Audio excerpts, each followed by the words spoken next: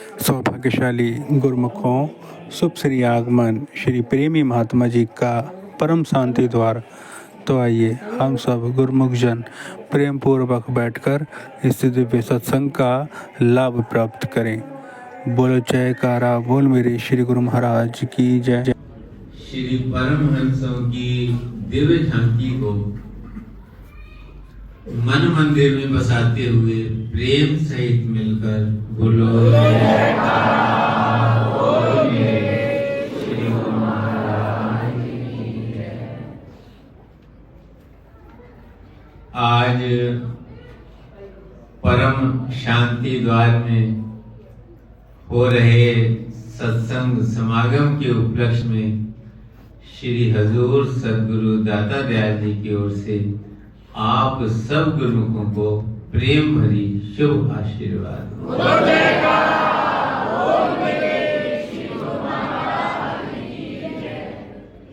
ये श्री परमहंस दयाल जी की कृपा है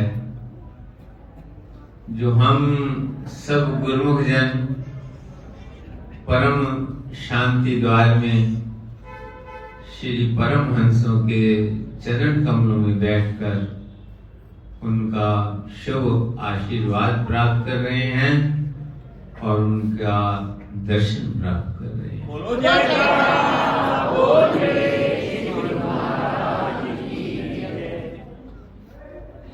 वाणी में वर्णन आया है कि कोटि जन्म भ्रम भ्रम भ्रम आयो, बड़े भाग साध संग पायो। कि जन्म जन्मांतरों से जीव 84 लाख योनियों में भटक रहा है। जब कभी स्वयं परमात्मा कृपा करते हैं तब जीव को साधु संतों का संग मिलता है और ये हमारे ऊपर विशेष श्री परमहंस दयाल जी की कृपा है कि हमें संतों के सिरताज का शुभ आशीर्वाद प्राप्त होता है।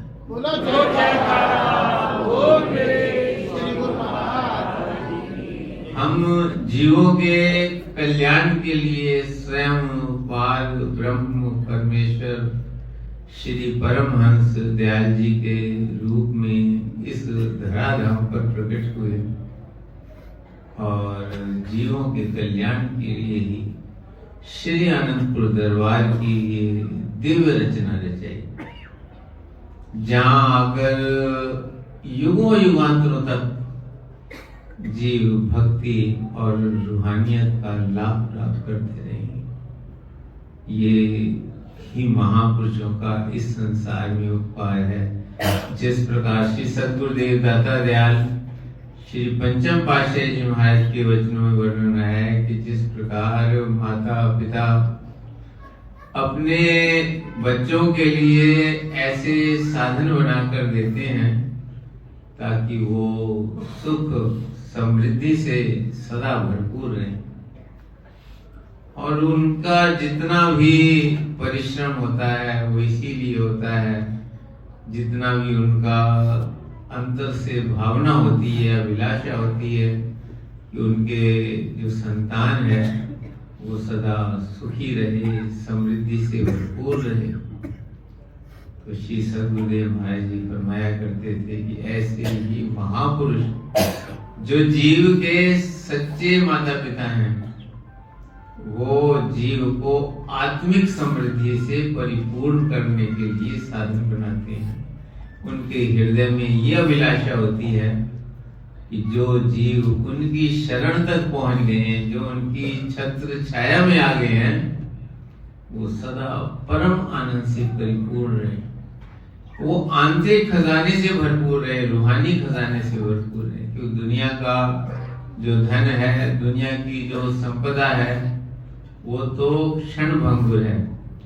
वो जीव के न तो हमेशा साथ रह सकती है, न कभी एक बराबर रह सकती है और ना साथ जा सकती है। इस संसार में जो कुछ भी हम इन आंखों से देखते हैं उनमें से कोई भी चीज, यहाँ तक कि हमारी खुद की देह भी जीव के साथ नहीं जाती, वो भी सब नहीं रह जाते। आपने ये कथा श्रवण की होगी कि श्री गुरु नानक देव जी लाहौर में कृपा की थी सत्संग प्रचार के लिए। तो एक जो कोठी थी उसके आगे झंडे लगे हुए थे। तो उन्होंने अपने वहाँ के जो सेवक थे उनसे पूछा कि इतने यहाँ पर कोठियाँ बनी हुई हैं, हवेलियाँ बनी हुई हैं, किसी में झंडा नजर नहीं आ रहा, इसमें झंडे कैसे लगे हुए हैं? तो उन्होंने बताया कि महाराज यहाँ एक दुनी चंद नाम का सेठ है, जब उसके पास 1 लाख स्वर्ण मुहर हो जाती हैं तो वो झंडा एक गाड़ देता है। तो ये 6 झंडे लगे हुए हैं, 7वां तैयार हो रहा है। तो ये उसका सूचक है, वो बतलाता है कि मेरा इतना धन हो गया। तो श्री गुरु नानक देव जी जो है, महापुरुष तो दयालु होते हैं, उनका तो अवतार ही जीव कल्याण के लिए होता है, और वो ऐसी युक्ति ढूंढते हैं कि जिससे कि जीव का कल्याण हो सके। तो जब देखते हैं ये जीव किस धन को एकत्र करने के लिए आया था और किस धन पर मान कर रहा है, तो उन्हें दया आती है, रहमत आती है। उनका कहना है ना, संत हृदय नवनीत समाना, कहा कवियन पर कहा ही न जाना, निज परिताप द्रवय नवनीता, पर दुख द्रवय संत सुपुनीता। ये महापुरुषों की महिमा होती है कि वो कहते हैं कि उनका जो हृदय है वो अत्यंत कोमल होता है। कवियों ने मक्खन को कोमल कहा है, तो इसलिए उसकी का उदाहरण दिया है कि मक्खन की तरह होता है। लेकिन आगे वर्णन करते हैं कि उनका जो संतों का हृदय वो मक्खन से भी ज्यादा कोमल होता है, क्योंकि मक्खन पर जब खुद सेक पड़ता है तब वो पिघलता है, और जो महापुरुष हैं जब दूसरों पर सेक पड़ता है, जब दूसरों पर दुख पड़ता है, तो महापुरुष का जो हृदय वो द्रवित हो उठता है।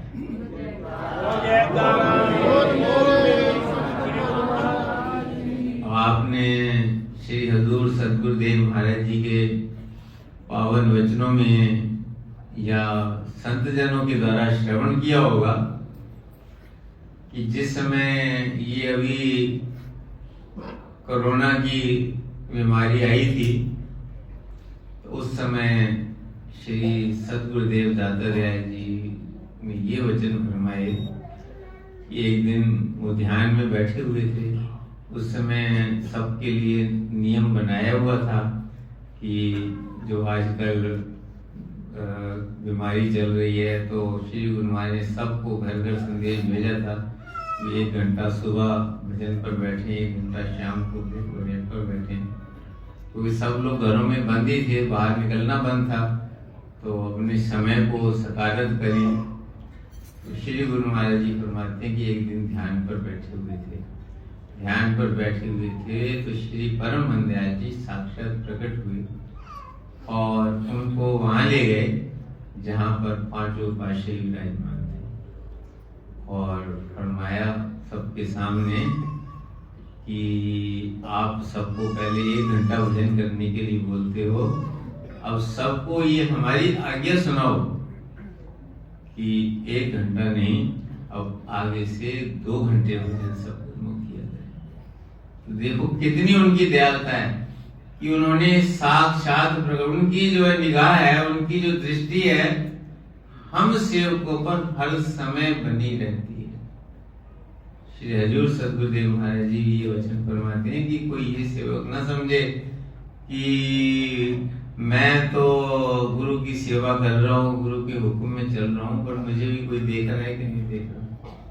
तो श्री गुरु महाराज ने फरमाया कि जैसे सेवक की दृष्टि, उसका ध्यान हमेशा सदगुरु के चरणों की ओर होता है, सदगुरु के वचनों की ओर होता है, सदगुरु के और ध्यान उसका लगा रहता है, ऐसी सदगुरु की दृष्टि भी चाहे सेवक दुनिया के किसी भी कोने में हो, उसकी जो सदगुरु की जो दृष्टि है अपने हर सेवक पर पड़ी। एक बार श्री अनंतपुर से श्री सद्गुरुदेव महाराज जी प्रयागधाम जा रहे थे, श्री पंचम पातशाही जी महाराज। तो श्री गुरु महाराज के चरणों में अनंतपुर निवासी गुरुमुखों ने विनती की कि श्री गुरु महाराज जी, जीव कल्याण के लिए आपको जहाँ जहाँ कहीं जाना पड़ता है, लेकिन कहीं भी जाएं, श्री अनंतपुर निवासी गुरुमुखों पर नजर सदा बनी रहे। तो श्री गुरु महाराज ने फरमाया, हम कहीं भी रहें और हमारे प्रेमी दुनिया के किसी भी कोने में रहें, हमारे जो गुरुमुख हैं वो ध्यान के द्वारा सदा हम पर, हमारे से चरणों से जुड़े रहते हैं और हमारी जो कृपा में दृष्टि है सब प्रेमियों पर बराबर बनी रहती है। ये महापुरुषों के हृदय की कोमलता है कि वो हर वक्त हर सेवक का कल्याण चाहते हैं, किसी एक की बात नहीं है। जैसे हम रोज पढ़ते भी हैं कि गुरु जी की कृपा सब पर भारी, ऐसे उन्होंने नहीं कहा भाई एक पे भारी है दूसरे पे भारी नहीं है, सन्यासियों पे भारी है तो गृहस्थियों पे नहीं है। नहीं, जो जहां भी रह रहा है हर एक पर सद्गुरु की जो कृपा है वो सदा बरस रही, सदा उनका आशीर्वाद बरस रहा है। लेकिन कौन उसे इसका लाभ उठाता है? जो समझे वो है वही, जो उनके चरणों उनके वचनों की पालना करता है, जो उनके चरणों से जुड़ा रहता है, जो की सूरत उनके चरण कमलों से जुड़ी रहती है, वो उसका जो है लाभ प्राप्त कर लेता है। तो महापुरुष जो है हर सेवक का हर रूह का कल्याण चाहते हैं। वो उनका अवतार ही इसलिए होता है, जीवों के कल्याण की खातिर महापुरुष अवतार धरे, नाम की नौका पर बिठलाकर भव सागर से पार कर अपने तन पर कष्ट उठाकर कष्ट जहां का हरते हैं, प्रेमी भक्तों के दामन में सच्ची खुशियां भरते हैं। बस उनके जो भक्त हैं वो सदा खुश हैं, इसलिए वो इतना कष्ट करते हैं। देखो श्री हजूर सद्गुरुदेव महाराज जी को आपने श्री पंचम पातशाही महाराज के दर्शन किए, श्री हजूर सद्गुरुदेव महाराज के दर्शन कर रहे हैं, कितना जो है वो अपने तन पर कष्ट उठाकर भी जगह जगह जाकर के प्रेमियों को दर्शन देते हैं, घंटों बैठ करके प्रेमियों को समय देते हैं, अपने आशीर्वादों से निहाल करते हैं। किस लिए? केवल जीव कल्याण की खातिर, गुरुमुखों को सुख देने के। तो महापुरुष जो है हर समय उनका जो ध्यान होता है जीवों के उद्धार के लिए होता है। जब किसी का समय आता है, उद्धार का समय आता है, तो ऐसा संजोग बन जाता है। ऐसे ही जो है जब श्री गुरु नानक देव जी की दृष्टि उस पर पड़ी और महापुरुषों की दृष्टि जहाँ पड़ जाए फिर तो कल्याण ही कल्याण। तो उन्होंने जो है कहा चलो उसके घर में जाकर के उसके दरवाजे पे दस्तक दी। तो उसका जो सेवक थे बाहर आए, तो उन्होंने कहा भी हम जो है सेठ जी से मिलना चाहते हैं। तो उसके जो सेवकों ने अंदर संदेश दिया कि कोई संत आए हैं और आपसे मिलने के लिए कह रहे हैं। तो दुनी चंद जो सेठ था वो बाहर आया, उनके दिव्य स्वरूप को देख करके अपना अपने चरणों में प्रणाम किया। तो उन्होंने कहा भी सेठ जी आप तो बड़े सेठ हैं, ये आपने झंडे किस लिए लगाए हुए हैं? बोले भाई जब मेरे पास 1 लाख स्वर्ण मोहर इकट्ठी हो जाती है तो मैं एक झंडा लगा देता हूँ। तो मेरे 6 पहले हैं, अब 7 लाख हो गया है, तो मैं 7वां झंडा लगा। तो उन्होंने कहा तुम इतने बड़े सेठ हो तो कुछ संतों की भी सेवा कर सकते हो? क्यों नहीं, संतों की सेवा कुछ अवश्य करूँगा। तो उसने सोचा भी कोई जो है मेरे से कोई सेवा मांगेंगे, कोई मंदिर बनाने के लिए, कोई गुरुद्वारा बनाने के लिए, कोई आश्रम बनाने के लिए, तो मैं दे दूंगा। उन्होंने कहा कि भाई देखो हमें कुछ चाहिए नहीं, एक सुई उन्होंने उसको दी, भाई ये सुई है, तो तुम इतने बड़े सेठ हो तो तुम्हारी तो काफी हुकूमत चलती होगी, मान सम्मान होगा, तो ये सुई हमें परलोक में दे देना। उसे इस बात की समझ नहीं आई, उसने सुई ली और अपने घर आया और अपनी पत्नी को सेठानी जी को बोला कि भाई ये रखो, एक संत दे के गए हैं, इसको परलोक में देनी है, परलोक में देनी है। अरे परलोक में तेरा शरीर भी जाएगा, सुई कैसे लेके आएगा? संतों से बातें करते, समझ आ नहीं गया, भूल गया, तो उसी समय सुई लेके तो का पता करो संत जी कहाँ गए, मेरी नजदीक ही होंगे। तो दौड़ता दौड़ता पीछे गया, वहाँ पहुंचा, उसने कहा महाराज ये सुई अपनी वापस ले लो, मैं संतों से की अमानत लेके, और कैसे वहाँ परलोक में तो शरीर भी नहीं जाएगा, तो ये जो सुई कहाँ जाएगी?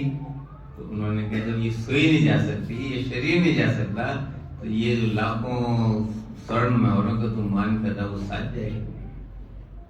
वो जो है उनका सेवक बन गया।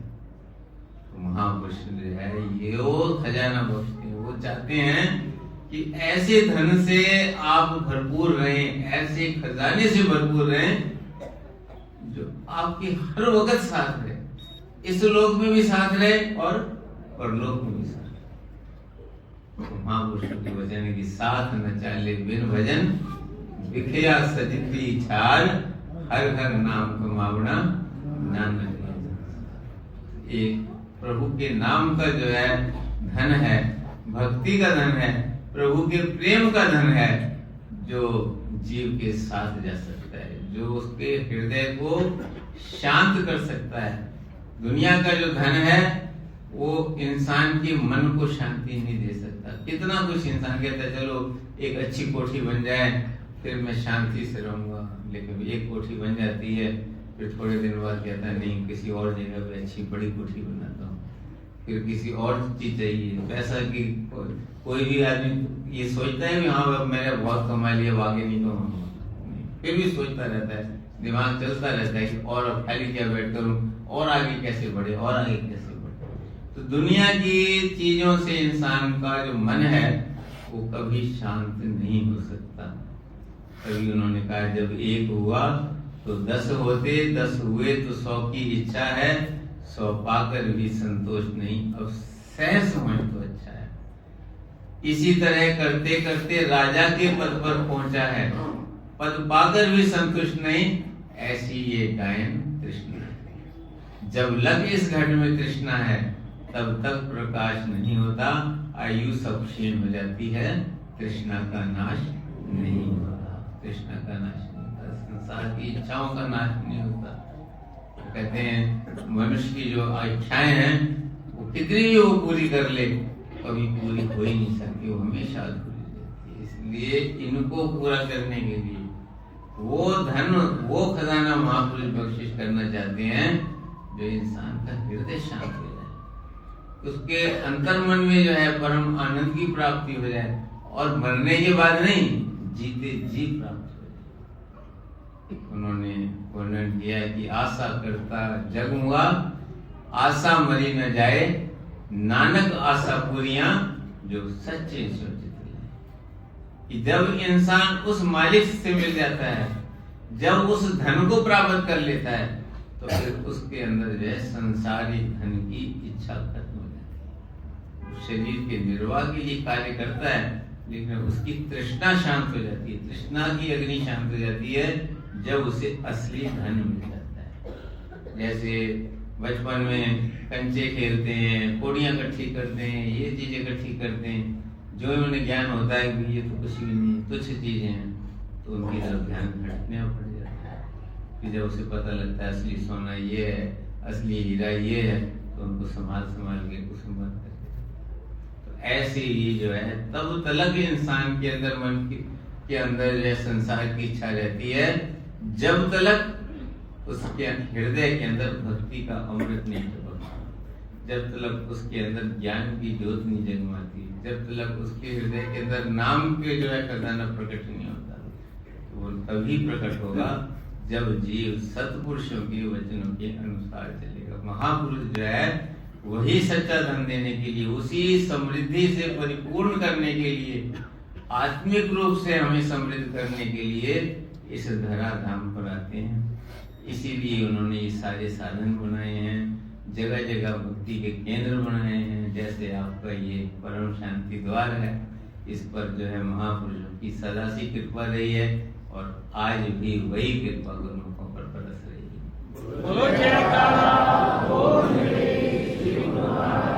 गुरुमुखों का कर्तव्य है कि महापुरुष महापुरुषों ने जो हमारे लिए भक्ति के साधन बनाए हैं, उन साधनों को अपनाएं और अपने मन को सच्चे नाम के सिमरन के द्वारा, प्रेम के द्वारा, सदगुरु की भक्ति के द्वारा सदा उनके चरण कमलों से जोड़कर रखें। इससे हमारा लोक भी सुखी होगा और लोक भी सुखी होगा। महापुरुषों का ये आशीर्वाद है। श्री सदगुरुदेव महाराज जी पंचम पातशाही फरमाते थे, इसलिए हम दो कर कमलों से आशीर्वाद देते हैं कि तुम्हारी हम अंदर से भी रक्षा करेंगे और बाहर भी रक्षा करेंगे, लोक में भी रक्षा करेंगे और लोक में भी।